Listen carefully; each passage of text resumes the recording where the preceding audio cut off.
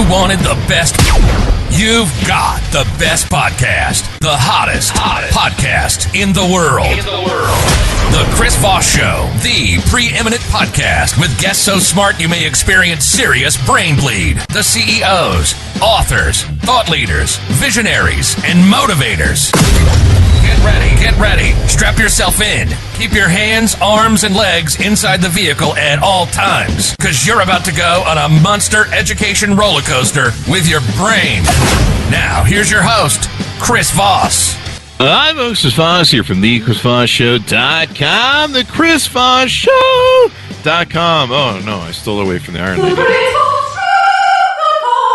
You can send me a vote later and see what you think if I do it better than her. I kind of miss doing it, actually. 14, 15 years I was doing it, and now she does it. I don't know. I kind of miss it a little bit, actually, so I kind of revisited there. Welcome to the show, my family and friends. We certainly appreciate you guys being here, because without you, I'd just be a madman speaking into a mic, and they said that I can't do that anymore. And next week I get one of the ankle bracelets off that regulates that. Anyway, guys, we have an amazing author on the show, an inspiring young lady, and she's going to be talking to us about what's in her new book and how it can make your life better. Or else. I don't know. I just start saying that recently.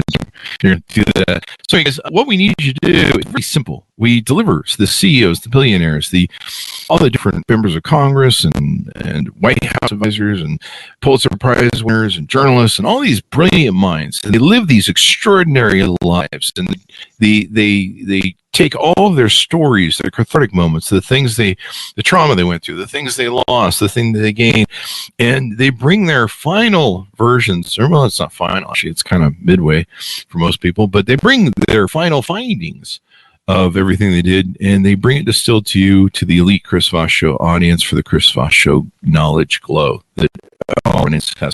So all we ask from you is go to goodreads.com/Chris Voss, youtube.com/Chris Voss, linkedin.com/Chris Voss, Chris Voss one on the tickety-tockety. Subscribe to that big LinkedIn newsletter and LinkedIn group as well. Today we have an amazing young lady, as aforementioned on the show. We're going to be talking about her newest book called Unread Pages, The Silent Struggles Behind Every Success. And today we are joined by Marnie Beecham, and she's going to be talking to us all the way from Aussie, Australia. That doesn't work that way. Aussie, Australia. That's the way it works. And telling us about her book and her insights.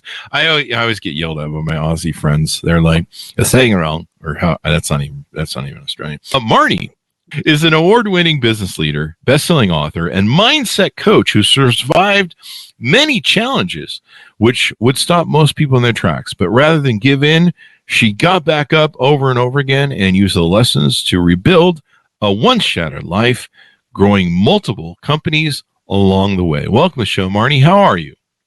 I'm very well, thank you. And thank you for coming on the show. We really appreciate it. Give us your .coms. Where can people find you on the interwebs?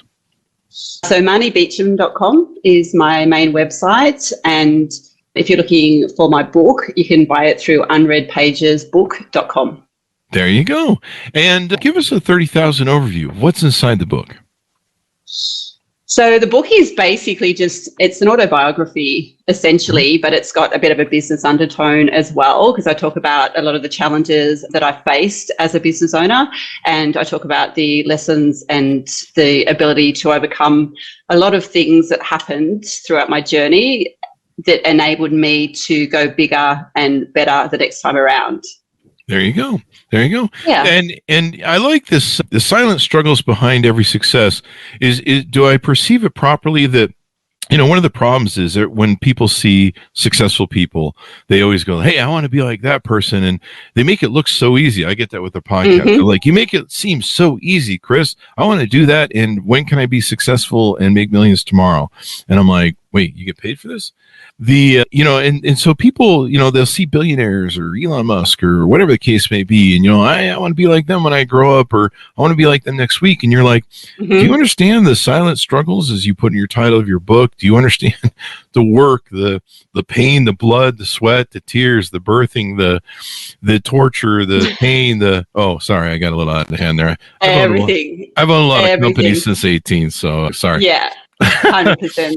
So there you go. So that helps give people You're showing how the sausage gets made, basically. Yeah, 100%. And obviously there's a lot of reasons why I wrote this book, but that's a big part of it. I've had so many people over the years say, like, I don't know how you do it, or I wish I could do what you do. And yet all of the things that I've been through, I rarely speak about. So there's only a handful of people really who know the majority of what is in my book. And so a lot of the feedback I'm getting from people is, we had absolutely no idea that you were going through those things along the way. They, as you said, they have this glorified image of, a business person. My business has always been in real estate. So it's the same thing. People think that real estate agents just dress in nice clothes, drive beautiful cars, and get to waltz in and out of people's homes every day and make a whole lot of money. But it's so much more than that. Definitely. It's so much more than that. Business is complicated, and speaking to what we're talking about, knowing what goes on behind that, it's so funny how a lot of people say to me, oh, I just want to do this easy thing, or I want to succeed, but do it the easy way. And I'll tell them there is no easy way. Anything, there is no I've had to pound this into a few Gen Zers' heads, anything of value in life, anything that means something, that has worth, has to be shaped like a diamond, and it has to be compressed and pounded and worked at. What's the old adage? Was it Thomas Edison? You have to spend 10,000 hours to really master a skill and get good at it. A lot of people say, I wish I could be good as you do and as you are. And I'm like, so do I. I'm still working on it. I suck at this. In my mind, I suck at this. You think I'm great, but I know my fallacies and I know what I could do better. And I suck. Yeah, totally. But I'm exactly the same. Yeah. And what was interesting is you mentioned to me that because you're on a podcast, I thought that was funny. I don't know. It sounded good in my head. I'm on a weird tangent today. But you said that, people didn't see, that you were, going through struggles and issues and things like that. And it kind of gave me an epiphany that, people that you identify as victims because they're always doing the victim thing, like you always know who that one. You're like, oh, I don't want to talk to Bob. Bob's always have some, whatever's going on with Bob because Bob's, got problems. But then there are people that are successful, that are motivated, that are entrepreneurs that, you just don't have time to sit there and, put a billboard up. And, I remember going to a Tori Amos concert and she told the story about how she was always playing victim mode. And one of her friends came to her one time and said, hey man, get off the cross. We need the wood. Quit putting yourself up on it. And it like, I love that. It hit her in that. She's like, wait, oh, okay, they know what's up. And so it's interesting to me the difference between the mindset of an entrepreneur and the mindset of maybe someone who's always in victim mode. Yes. Yeah. Yes. So there you go. I look at it as a fixed mindset versus a growth mindset. There you go. Now, in your book, you talk about a few other things that not just business related, but divorce and other things, financial ruin, personal tragedy, health crisis, loss, and grief. This is all stuff I did last Friday, or I do every Friday. That's Fridays around here. That's the joke. Okay. Took me a couple rounds to get that callback done. Tell us about your origin story. How'd you grow up? What shaped you and got you down this road? Whose fault is it? So, my dad's. I'll blame him. Actually, it's his birthday today, so wow. It's actually quite an opportune time. Happy birthday, Dad. Yeah, he's passed, but it's his birthday, so it's a nice day to be doing the podcast. Yeah. So, I'll definitely blame him. So I grew up in just a small suburb in Western Sydney, just a very normal upbringing. I have two younger brothers. My dad did a series of, different jobs before deciding. He virtually came home one day and said to my mum, I'm buying a truck yard. And she was like, what are you talking about? And I think I was around maybe 11 or 12 at the time. And I had always been extremely close with my dad. So basically anything that my brothers and my dad did, I did. So, racing go-karts, I played soccer instead of netball and doing all that sort of thing. So he went off and bought this truck yard and he literally transformed this little thing into a nationally known multi-million-dollar business. And I used to go to work with my dad all the time, every school holidays, every weekend I'd be down there and just absorbing and watching everything. And so by the time I got to high school, when people say, what do you want to do when you grow up? My answer was always, I want to have my own business. Ah. And obviously they would say, doing what? And I had no idea at the time. So I said, I've got no idea, but that's my goal. So I think that we absorb things around us without even realizing. And, we develop those skills and that mindset. And, my mindset growing up with brothers and a dad who, I say in my book, Dad loved speed, obviously the racing kind of speed. And so we might clarify that. Yeah, clarify that. So basically, I was probably a little hooked on the adrenaline of all that sort of stuff. It was dirt bikes, go-karts, water skiing, snow skiing. And so I have had this innate thing inside me where I've been a high achiever. I never want to miss out on anything, and I want to do what everybody else does and be amazing at it. So I just think that growing up through that is what created an opportunity for me in business. Like, I didn't go looking for it. I just had this feeling that I had to take opportunities whenever they opened up, and eventually the right thing would come along, and it did out of nowhere. Yeah. There you go. And what was that? It was a real estate agency. So I started out in accounting, which was never going to be where I wanted to stay, but not a thrill, probably. Maybe. No. So you're used to racing. That's not a racing business. Yeah, it's not at all. And obviously, maths was never my strong point at school. Writing, I was always a bit more of a creative. So I took a job straight out of school, which essentially for me was just getting me into the workforce, a bit of life experience, and to save some money, travel, because that's what I wanted to do first and foremost. And then I just ended up being noticed by an accountant in the parent office, and they asked me to come do an associate diploma in accounting. At the time, it wasn't what I wanted to do, but I thought it's a stepping stone, and to have my own business, it's going to give me a really good foundation. Yeah. So I did that, and eventually worked my way quite a ways up in the company, went off and did some traveling, and then relocated to the South Coast, and opportunistically walked into a real estate agency one day looking for property.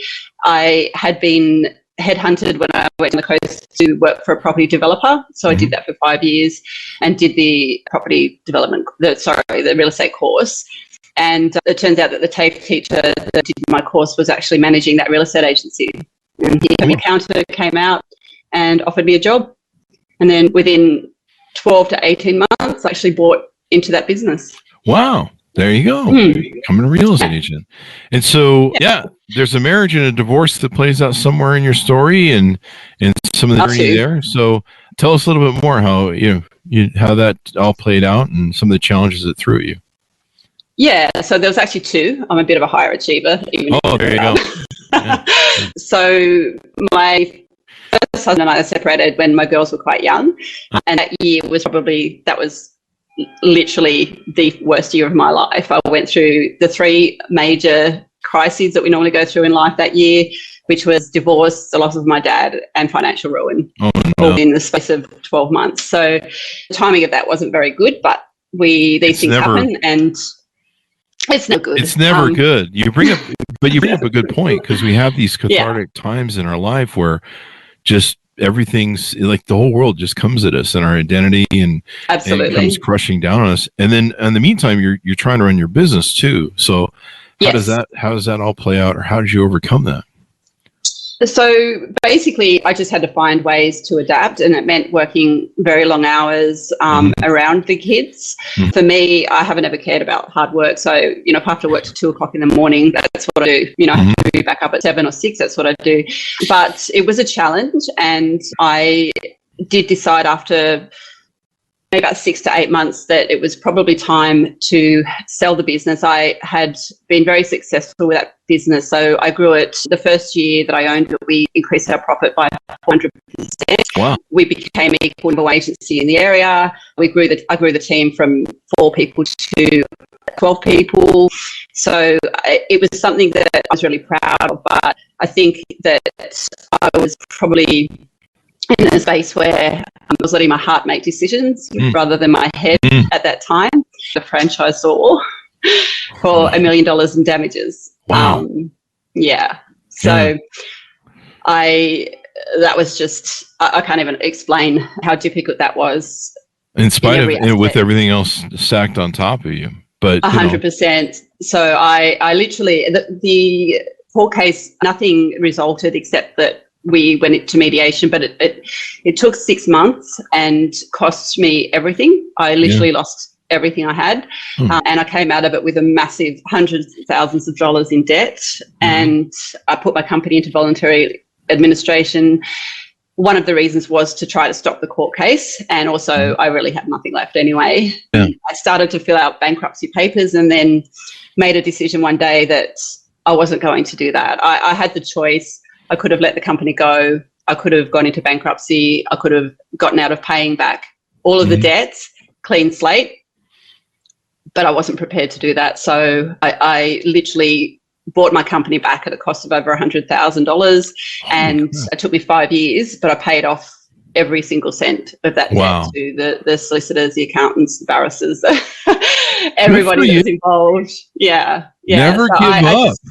No, there's no way. To me, I don't see failure as failure. I see failure as lessons. But there was no way I was just going to, let that sit and have that hanging over my head. So hard work. And then a month after the court case was finally stopped, and I was sitting in the park, my kids wanted an ice cream, and I had $1.76 in my bank account. Wow! So I couldn't even buy my kids an ice cream. I literally had nothing, and it was the toughest time of my life. And then I think another maybe 4 or 5 weeks after that, my dad died suddenly.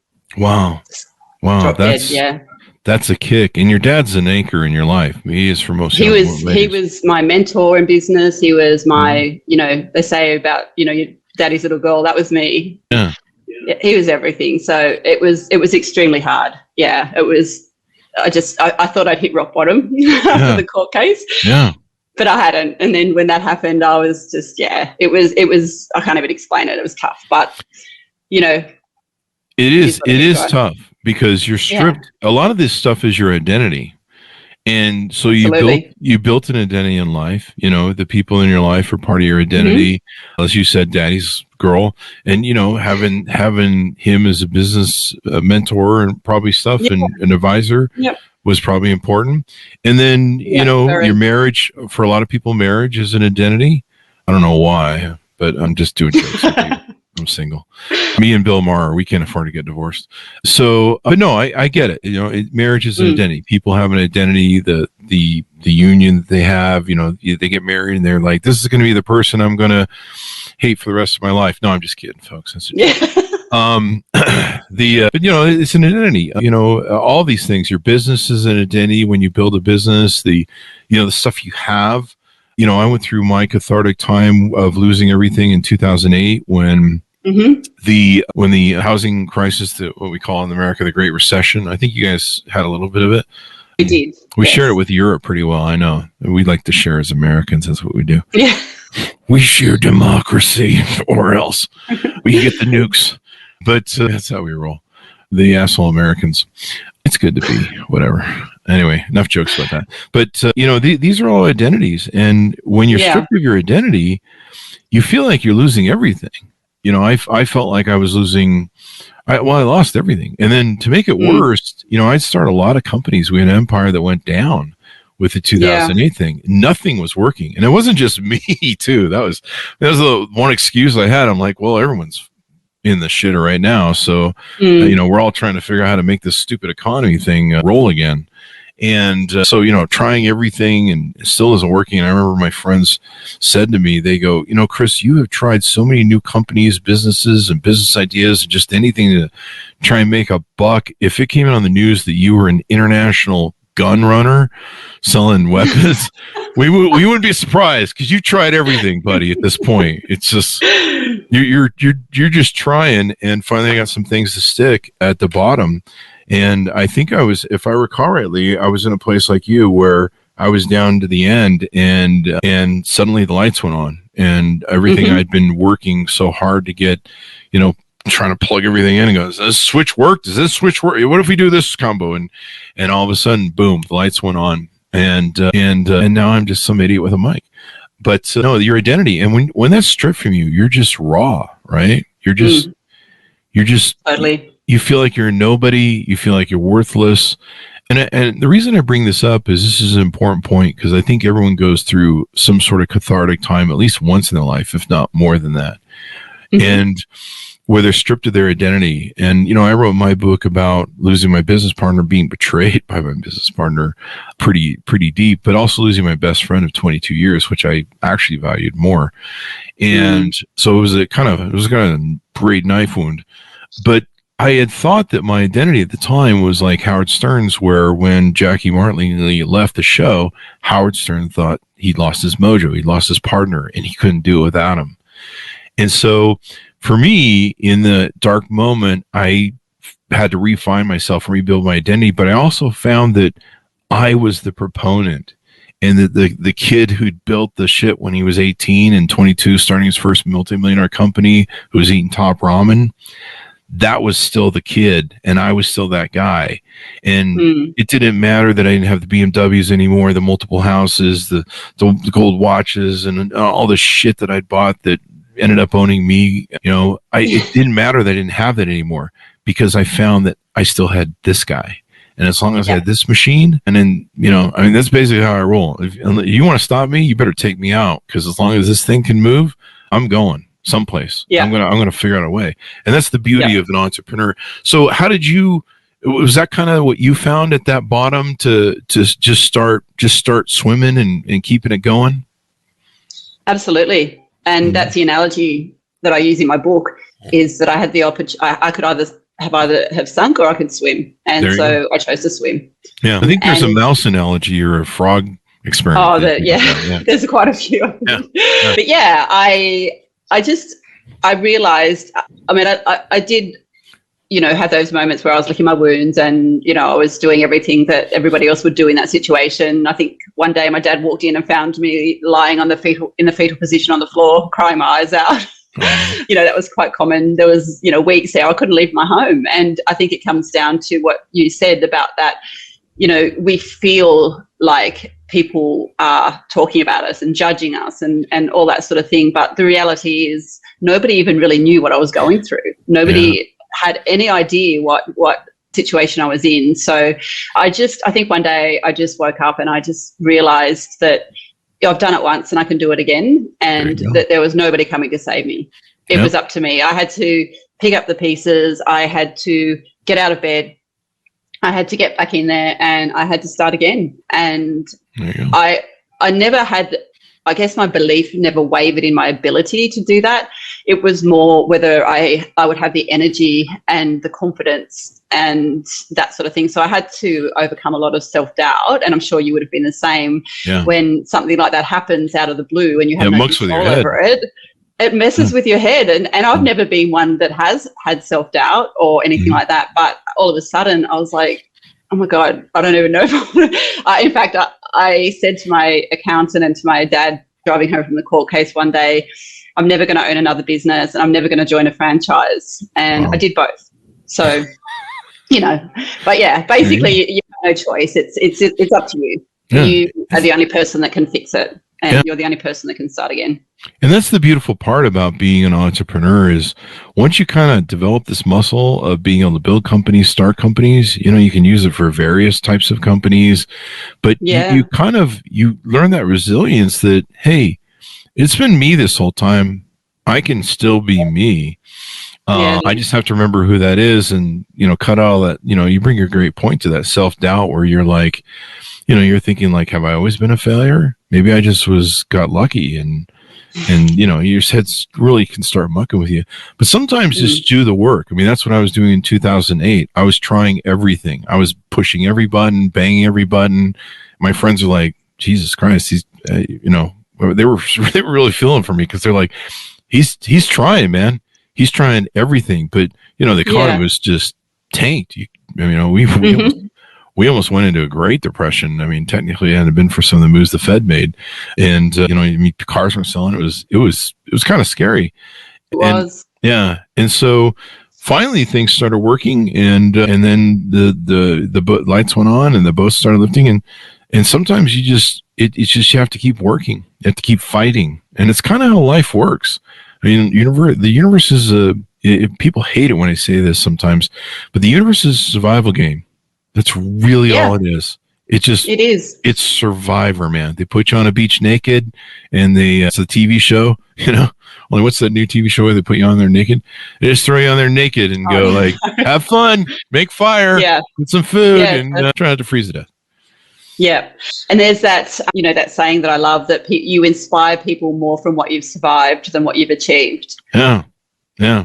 And I think that's true. And we need to celebrate, and the great thing about being an entrepreneur and what you went through is you changed your paradigm, where you looked at it and like, how can I learn from this? How can I grow from this? Yes. And some people get stuck in that victim mindset. And so I think there's a real distinction we've defined as to the difference between there.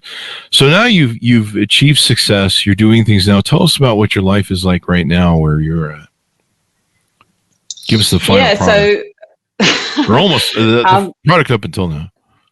Yeah. So I ended up selling my agencies. So I grew I had multiple agencies in different areas and a big team.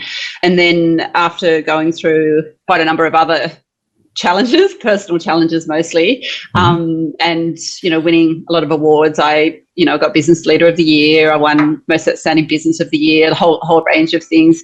I felt like I'd kind of hit every goal, and you sort of get to a point, I think, where it's like, all right, I actually need something new. I need something, more to strive for. So I ended up selling my agencies, and I went into more of the coaching space. So coaching and training in business startups, mentoring, helping people with, mindset around business and that sort of thing, which I absolutely love. Besides that, I have been working on an app for about 3 years, which is very, very close to being completed. So we're kind of literally in the final stages right now. So I put a lot of effort into that. And obviously I wrote my book. There you go. And now you're getting to share your story. But I love how you're sharing, how the sausage gets made. I know people, that's kind of a tough term to swallow because no one wants to hear about the rat tails. But, it drives me mental when I see people in life. They're like, I want to be like that guy. And I'm like, do you know how much hard work went into that? I'm sure it wasn't that big of a deal. I'm sure it's easy. Have fun with that, buddy. People do that. It's not easy. You know what it's like. People come up to you and they go, hey, I want to be as successful as you are. And you're like, okay. And they go, yeah. Tell me a couple secrets so I can be, like you tomorrow. And you're like, that's not the way it works. Like, you got to have a little bit of luck. You got to have, as you talk about in your book, a lot of persistence. Yes. There's a lot of problems you're going to solve. There's a lot of adversity. There is if there's somebody out here who has had a clean sail all their life without any problems, I want to find them and beat them to death because I'll be the guy who does it. Me too. I'll be with you. But I'm pretty sure from what I've seen, even, movie stars, ultra rich people, we kind of assume that they're like, that somehow they got the perfect line or the perfect thread right to success.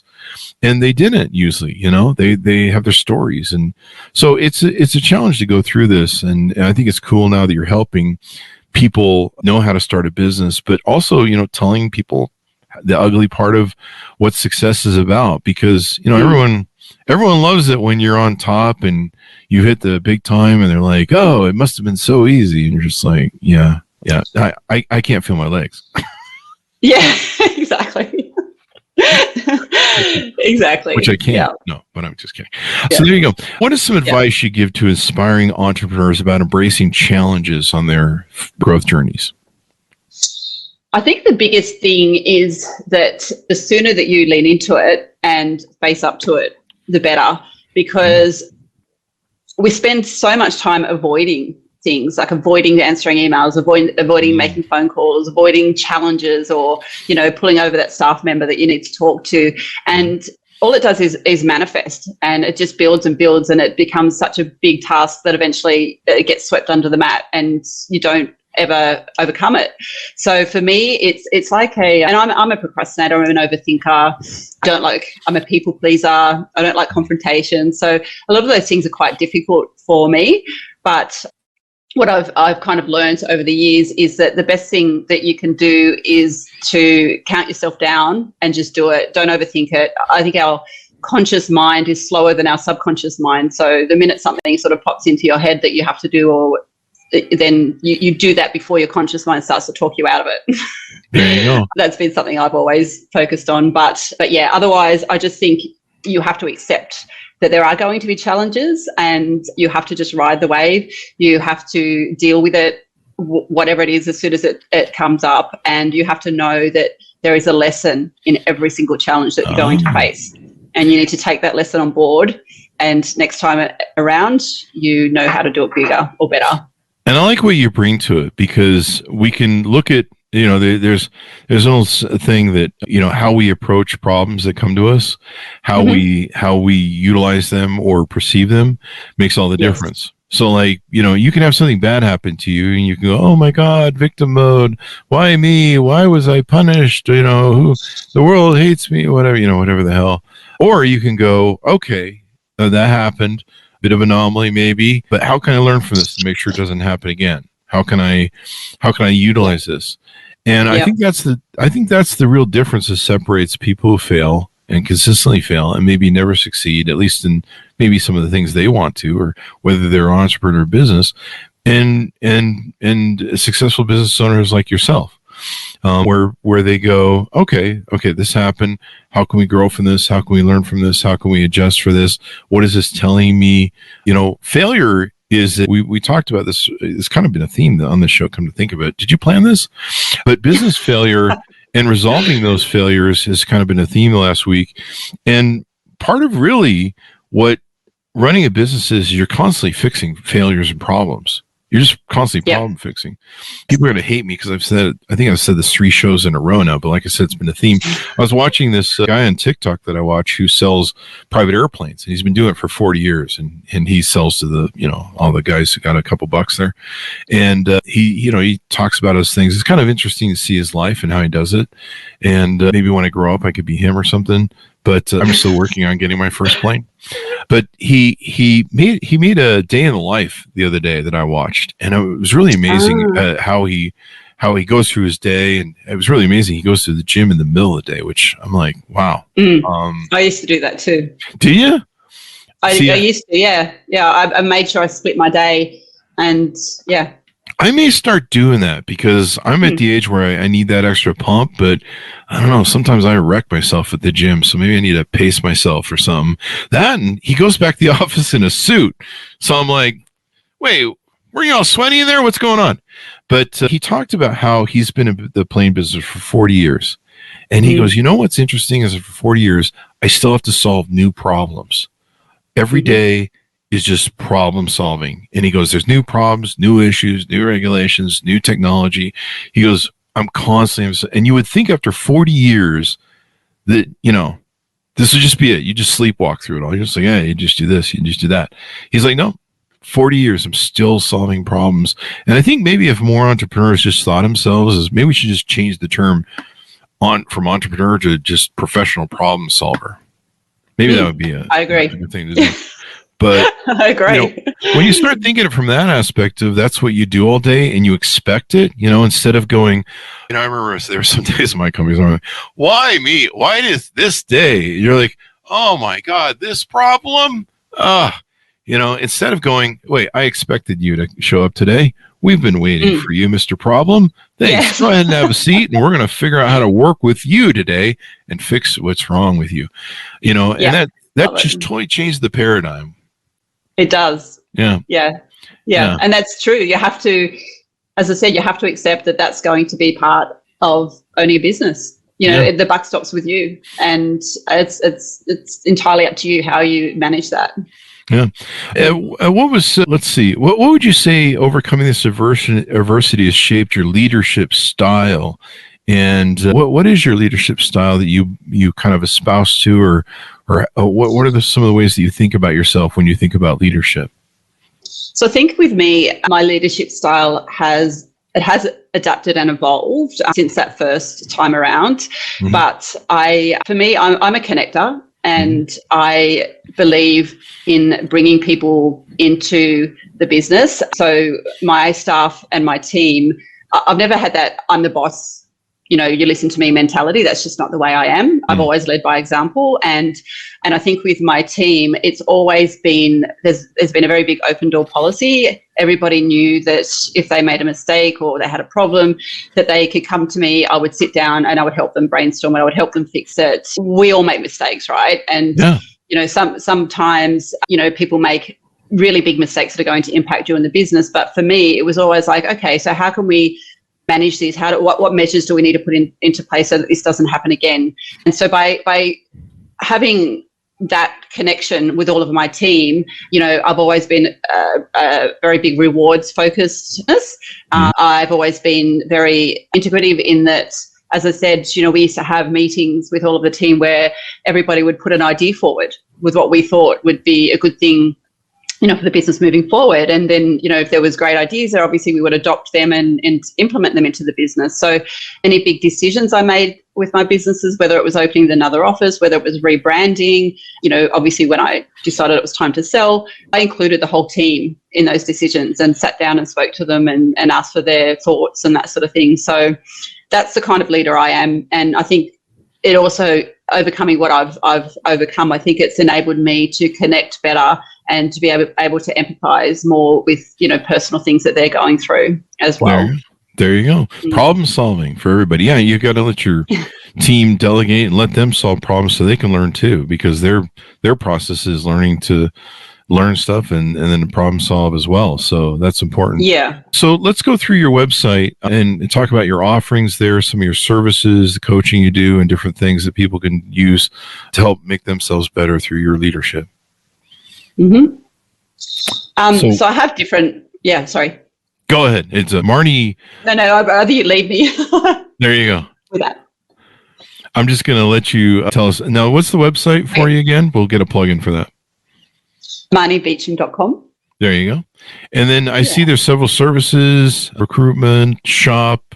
Tell us about some of the offerings that are on here. So there's obviously leadership and management programs that I run, and I'm just in the process of getting some of those developed to do more online as opposed to face to face. But for me, a lot of people, particularly in the real estate industry, who go into business ownership, don't really have management or business experience. They're successful agents that decide they want to go out on their own. So my program basically helps them to establish their leadership style, because I think once you know your own leadership style, that then translates through everything in your business, your communication, the people that you should be recruiting, the way the business runs, the way the systems and processes are implemented. So that package, is very much around setting it up. Mindset. It's got a whole lot of stuff in it. Then I do one-to-one coaching as well. I do group training programs where it's just anything from 2 hours to a day. And obviously, I do a bit of recruitment as well within the industry mostly. There you go. Yeah. Business planning, growth strategy, management leadership, recruitment, and staff. You have a course here, setting up an EBU. Am I pronouncing that right? Oh, an EBU. Exactly. An EBU. Okay. Yeah. It has a picture of a flower on it, so I wasn't sure what was going on there. So, that's basically a term that we use for a pod, like a sales pod within an office. So you've got your lead agent, and then they have like a team underneath them within another business. This is why I do the show, to learn about what goes on in Australia, the terms you can use there. There you go. Yeah. An EBU. I learn something new every day with the podcast. That's the whole reason I do it. So I can keep learning and growing and becoming less dumber than I already am. So there you go. So this is pretty awesome. Give us a final pitch out to people to order the book and reach out to you to contact you for your services. Yeah, so you can contact me through the website, or the book is available on Amazon, Barnes & Noble. I think that's pretty big in the US, that site. And it's going to be distributed throughout bookstores early next year. So that hasn't quite happened yet. Yeah, would love you to read the book. And more importantly, I would love the feedback. So any reviews or anything you'd like to share with me that you got out of the book would be amazing. There you go. And, it's so awesome. I'm glad you tell the story of the good, the bad, and the ugly of all the things that you go through in life. Because, like I say, it's so... Maybe, people come up to me and they're just like, I wish I could be like you. And I'm like, why? Have you met me? Do you know me? Like I'm me, and I don't want to be like me. So there you go.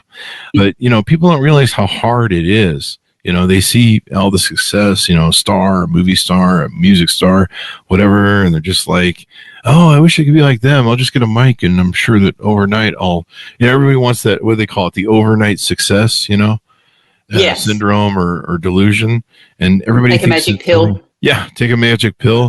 I had a friend that I love and I'm dear to, but he wrote me the other day, and he's like, I need the tips on how to have a successful podcast. I'm like, where are you at? He's like, I'm starting my first podcast, and I'm like, dude, you're killing me, man. Like, do the work, man. Do the work. Do the work. Yeah. I mean, if I knew what the steps for a successful podcast, I'd have one. Wait, what? No, it's a journey, man. It's a journey. It's a journey. Do the journey, do the work. It's going to be blood, sweat, and tears. It's probably going to be a whole lot harder than you imagine it should be or would be. And I don't know. I don't know. Sometimes you look back and you're just like, would I do this over again? Why did I do this to myself? Oh, 100%. There's many things that I've done that I'm like, oh my God, why? Like that accountant job sounded so safe. I could have saved myself a lot of hell. But the lifestyle, I know I could have, but it was not me. But the lifestyle that you can lead and the being self-actualized, controlling your life, the freedom, and stuff, but you have to hone your discipline. You have to hone all your skills of character, resilience, and everything else. Thank you very much, Marnie, for coming on the show. You've been super inspiring, and we really appreciate it. Thank you. There you go. Thanks to my audience for tuning in. Order a per book wherever fine books are sold. Unread Pages, The Silent Struggles Behind Every Success, October 4th, 2023. Folks, it's never as easy as you think it's going to be. In fact, it's probably 10 trillion times harder, but the person it will shape you into is a much more aligned person where you're I want to say self-absorbed. I have that too, but you're self-actualized, you're self-accountable, and it will change your life in so many ways. It's worth it in the end, at least most times. I don't know what that means. I'll just leave that as a joke.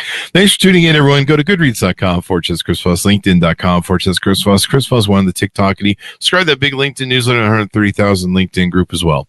Thanks for tuning in. Be good to each other. Stay safe. And we'll see you guys next time. Great.